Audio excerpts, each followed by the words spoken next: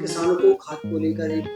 नया नवाचार टीकमगढ़ जिले में किया? देखिए, प्रतिवर्ष जो है हमारे यहाँ जो कृषक हैं, उनको उर्वरक उपलब्ध कराने के लिए डीएपी, एनपीके, यूरिया हमारे यहाँ की 2 व्यवस्थाएँ चलती हैं। एक जो उनका वितरण होता है, वो सहकारी समितियों के माध्यम से किया जाता है और जो लोग सहकारी समितियों के सदस्य नहीं हैं या सदस्य होकर डिफ़ॉल्टर हैं या अन्य कृषक जो हैं, वो नकद के रूप में पैसे देकर मार्कफेड के जो गोडाउन है वहाँ से अपनी खाद को प्राप्त करते आए हैं। और प्रायः देखा जाता है कि जब लोग गोडाउन में पहुँचते हैं तो उस तारीख को बहुत सारे कृषक वहाँ पर आ जाते हैं और वहाँ पर व्यवस्थाएँ होती हैं, तो कई कृषक इससे वंचित भी हो जाते हैं और उनको कई तकलीफ़ों का भी सामना करना पड़ता है। इस व्यवस्था से निजात करने के लिए पिछले 3-4 दिनों से लगातार हमारी कृषक संगठनों के साथ बातचीत हुई है, जनप्रतिनिधियों के साथ बातचीत हुई है और हमने जो नगद वितरण वाला हिस्सा है खाद को बाँटने का, उसमें एक नई व्यवस्था इस बार शुरू कर रहे हैं और वो व्यवस्था ये है कि दिनांक 18 और 19 अक्टूबर को 2 दिनों तक जो भी ऐसे कृषक हैं जो नगद रूप में अपनी खाद लेना चाहते हैं, वो अपनी ऋण पुस्तिका और अपना आधार कार्ड लेकर अपनी संबंधित सोसाइटी में जाएंगे और सोसाइटी में वो अपनी जानकारी देंगे और खाद के वितरण की व्यवस्था 22 तारीख से बाद शुरू होगी।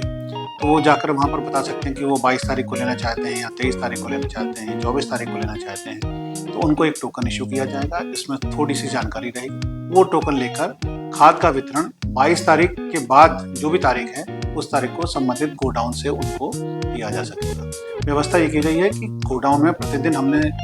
सीमित किया है कि जितने कृषक आ सकते हैं, उतने लोगों को उस तारीख का टोकन दिया जाए और उसके बाद सभी को बाद वाली तारीखों में टोकन दिया जाए। तो ये 22, 23, 24 से 25 को जो खाद मिलेगी वो गोडाउन से मिलेगी। ये खाद जो है डीएपी और एनपीके के लिए है और उनके जो टोकनों के लिए जो लोगों को जो पंजीयन कराना है वो 17 और 18 तारीख को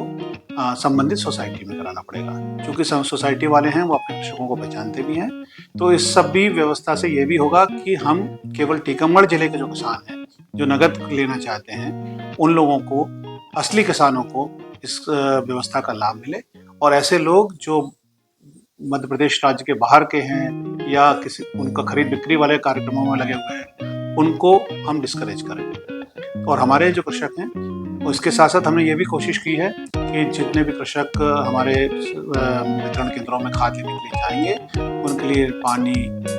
व्यवस्था, छाया की व्यवस्था और अन्य हम कोशिश कर रहे हैं कि जितने भी समाज सेवी संगठन हैं, उनके साथ मिलकर कुछ ऐसी व्यवस्थाएं करें कि एक अनुकरणीय उदाहरण के रूप में टीकमगढ़ में खाद की जो वितरण व्यवस्था है उसको हम प्रस्तुत कर सकें।